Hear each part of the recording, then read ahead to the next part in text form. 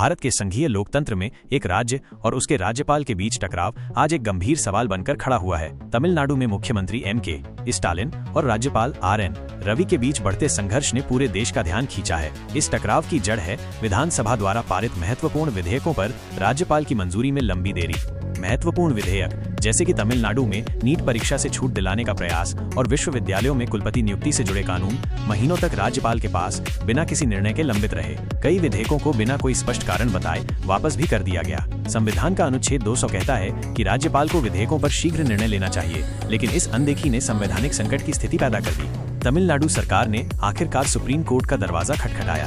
Supreme court ने सुनवाई करते हुए सख्त टिप्पणी की कि राज्यपाल का विधेयकों पर निर्णय न लेना संविधान की भावना के खिलाफ है और ये गंभीर चिंता का विषय है। सुप्रीम कोर्ट ने केंद्र सरकार से जवाब मांगा है और स्पष्ट किया कि राज्यपाल का ऐसा आचरण अस्वीकार्य है। इसी बीच राज्यपाल के विवादित बयानों ने आग में घी डालने का काम किया। सनातन धर्म की सार्वजनिक प्रशंसा और द्रविड़ संस्कृति पर सवाल उठाते हुए राज्यपाल ने DMK और उसके सहयोगियों की नाराजगी को और भड़का दिया। राज्य सरकार ने आरोप लगाया कि राज्यपाल तमिल अस्मिता और धर्मनिरपेक्षता पर हमला कर रहे हैं और राज्य के सामाजिक सौहार्द को कमजोर कर रहे हैं। प्रशासनिक स्तर पर भी टकराव तेज हुआ। राज्यपाल ने एक मंत्री को हटाने की सिफारिश की, विपक्षी नेताओं के खिलाफ भ्रष्टाचार के मामलों में कार्रवाई को टालते रहे और कई नीतिगत फैसलों में राज्य सरकार के साथ सहयोग नहीं किया। DMK ने आरोप लगाया कि राज्यपाल एक निष्पक्ष संवैधानिक प्रमुख के बजाय एक राजनीतिक एजेंट की तरह कार्य कर रहे हैं। जब स्थिति नियंत्रण से बाहर होने लगी तो मुख्यमंत्री M.K.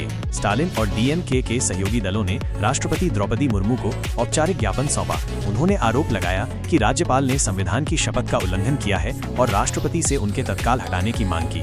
राष्ट्रपति का इस संकट में हस्तक्षेप बेहद महत्वपूर्ण माना गया, क्योंकि राज्यपाल संविधान के अनुसार राष्ट्रपति के अधीन होते हैं। सुप्रीम कोर्ट में सुनवाई के दौरान अनुच्छेद 142 का भी उल्लेख हुआ। यह अनुच्छेद सुप्रीम कोर्ट को यह शक्ति देता है कि वह न्याय को पूर्ण करने के लिए आवश्यक कोई भी आदेश, निर्देश या फैसला कर सकता है। यदि राज्यपाल अपने संवैधानिक दायित्वों को निभाने में विफल रहते हैं तो सुप्रीम कोर्ट अनुच्छेद 142 के तहत सीधे दखल देकर आवश्यक समाधान प्रदान कर सकता है। आज ये संवैधानिक संघर्ष सुप्रीम कोर्ट में विचाराधीन है और राष्ट्रपति से न्याय संगत हस्तक्षेप की उम्मीद की जा रही है।